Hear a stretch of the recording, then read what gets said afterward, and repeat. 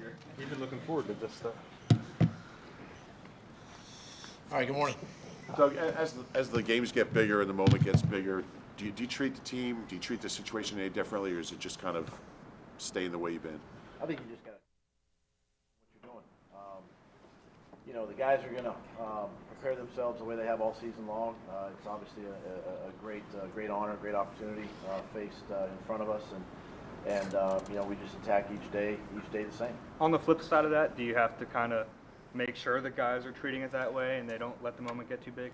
Yeah, you just got to stay grounded in the moment, and you have to block out the clutter, block out the noise, and focus on today, focus on Wednesday, and get yourself prepared just like you would any other Wednesday. Doug, what about Mike Zimmer's double A gap blitz that makes it so hard to run your offense against? Well, yeah, he's run it.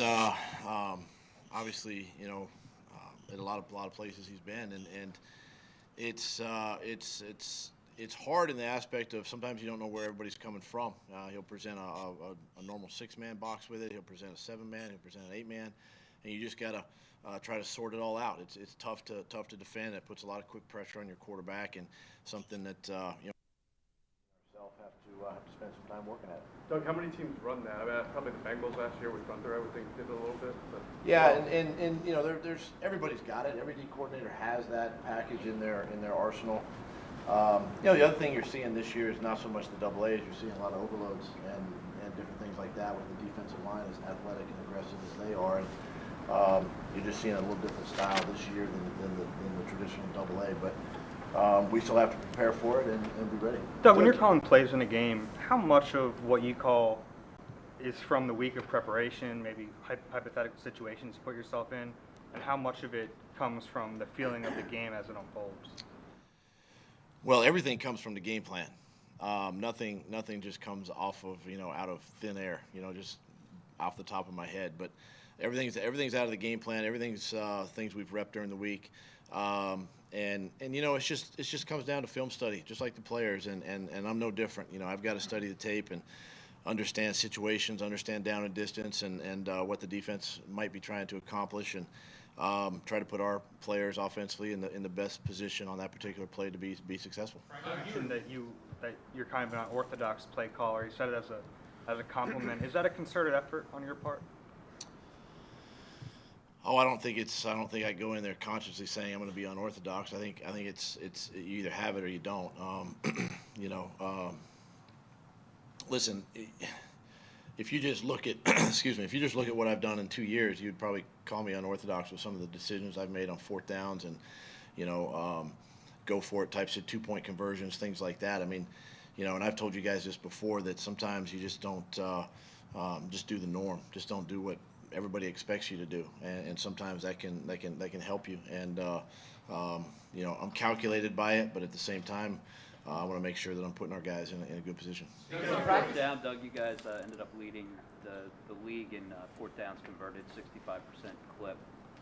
Just what did that mean as you look back to your overall success this year? Well, I mean, it means that your offense is staying on the field, and a lot of those were quarterback sneaks. Obviously, when Carson was healthy and playing, and we got in those third or fourth and 1 situations, and we were able to capitalize. And then there were just times when it's a little bit longer situation, and we've executed and done a nice job. I just think that if you're not staying aggressive, you're not giving yourselves a chance to win the game. And so throughout the year, I wanted to make sure that I was doing that and doing it right by the team. How's practice intensity and the structure, how's it going to compare to last year?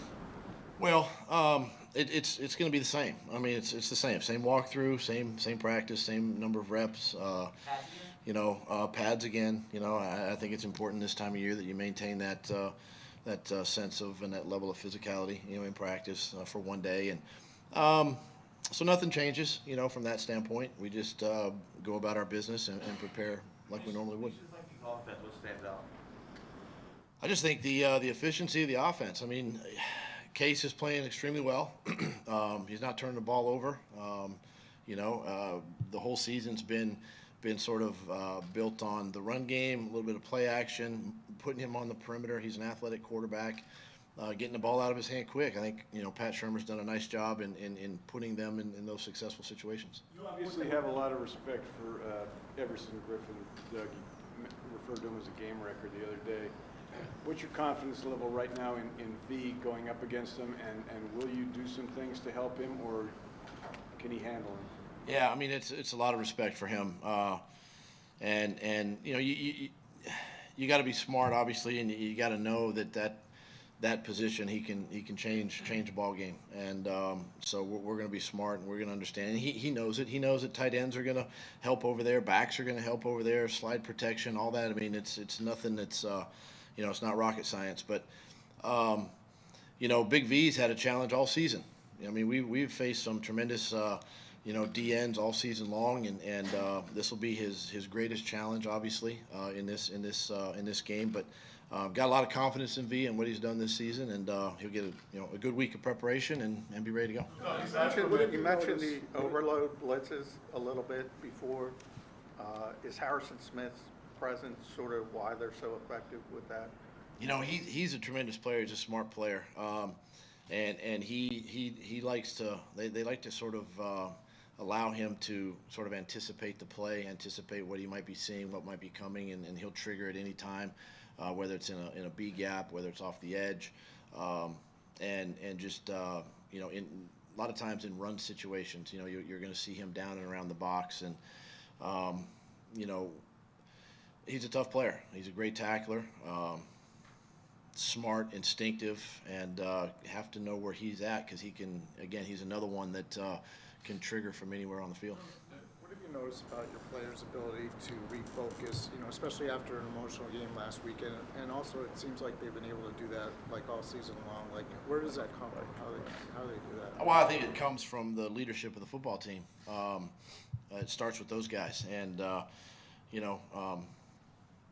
each week in some of the games that we've played, there's been the emotional highs of coming off of like the Rams, for instance. Great example, winning that football game and then having to go back on the road the next week in New York and still having that emotional high and feeding off of that. But it just comes down to the leadership of the football team, keeping the guys in the moment, and just attacking each week as it comes. With the offense you're running, you're not going to have a 1,000-yard rusher or receiver. We've talked a lot about that. How important was it to get Alshon and LeGarrette specifically kind of to buy in, to set the tone with the younger guys that this is going to work? I mean, I didn't have to sell it too much. I mean, these guys are unselfish players. They're team players, number one, and they're great additions to our football team, and they've helped us, get to this position in this conference championship. So, it's not a big sell with them. And bottom line is both those guys just want to win the game. Doug, outside of Andy Reid, who are some of your biggest influences coming up in coaching as far as your play designs and then also that unorthodox nature you talked about, doing things that maybe are unconventional? Yeah, I go back to my days in Green Bay, with Mike Holmgren. He was a little bit that way. And some of his play design a little bit. And traditionally in the West Coast system, it's not it's always been about motions and shifts and quick passing and things of that nature. And that's, that'll never change in this game. It's always going to be that way. And, so Mike is definitely one of the guys. And I can think back too on even, Coach Sherman, Mike Sherman, when I had him, he was probably more on the run game side of things, and can be a little creative that way in the run game and utilizing our personnel in the run game as well. So a couple of those guys really in my days in Green Bay. Anyone on the unconventional type, like, to throw back-to-back screens? Is that nature that you're talking about? The only place I've done that is in Kansas City, with Coach Reed. We did that a couple of times with Jamal Charles. How do you marry analytics in that way with, if you do it all? Fourth down, you obviously use it, but do you use it when you're coming up with ways to attack outside of fourth down? A little bit, but at the same, it's basically based on our breakdown, our what we, our quality control guys are doing during the week, and the breakdowns we see and the numbers we see from that, percentages and coverages and blitzes and the percentages there, and just kind of understanding the defense a little bit more just by that. But a lot of times you get in those situations too, and then it's a little bit by gut feel and how well our team is playing at that time. Pat started in the NFL under Andy Reid. How does that manifest itself, you think, in anything that Yeah, you guys I was do? a player and he was a coach, so. You also got your NFL coaching start. Yeah, but when I got my NFL coaching start, Pat wasn't here. Yeah. He was in St. Louis. It was the same guy, in both instances. True. How did that influence? It was the same guy. Just give him a quote, Doug. Can you elaborate on that? Next question. Doug, speaking of analytics, Jim Schwartz uses them a lot too, and the players speak to how the percentages help them a lot in terms of how they play. What have you noticed in when you go to that side of the room and how he uses those? Well, I think it can help in the standpoint of personnel. The types of people.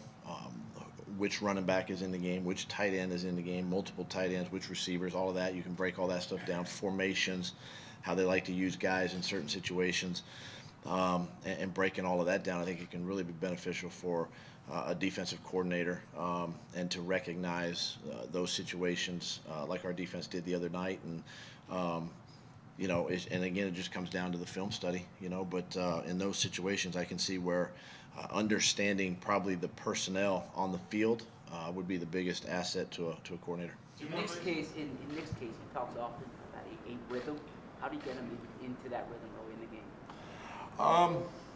Well, I mean, the quick short passing game obviously can help. The running game can help.